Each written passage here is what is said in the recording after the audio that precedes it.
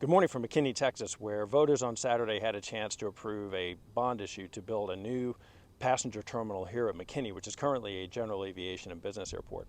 And that terminal would be built right pretty much where I'm standing. The voters rejected that bond issue on Saturday.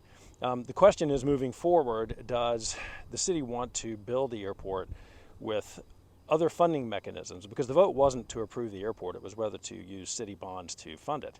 So if the city decides, and that's a political calculation, and that's not what we focus on, but if they decide to move ahead, then there'll be plenty of people interested in helping them develop this airport, because the McKinney area in Collin County in the northeast, fast-growing Dallas-Fort Worth Metroplex is the kind of market that airlines want to serve more of, and DFW and Love Field can only get so big.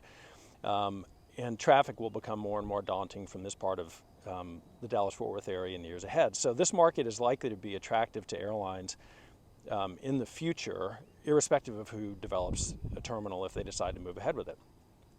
The reason we're talking about this today is that, as regular viewers of this channel know, we've been predicting for some time that long-term geopolitical and demographic trends are shrinking the U.S. aviation industry in terms of daily departures relative to GDP, and that somewhere around 100 or so of the 370-ish commercial service airports in the U.S. today are at risk of losing substantially all of their service in the next 1 to 5 years. So McKinney's an outlier because of how strong its demographics are and how high its growth rate is. But if your airport doesn't have those characteristics, then it's incumbent upon the airport ownership and leadership to figure out what can you do to drive airline target passengers to your airport, especially if you're in competition with others who want the same outcome, so that your airport is one of the ones that survives, let alone thrives, in the very challenging decade that lies ahead for us.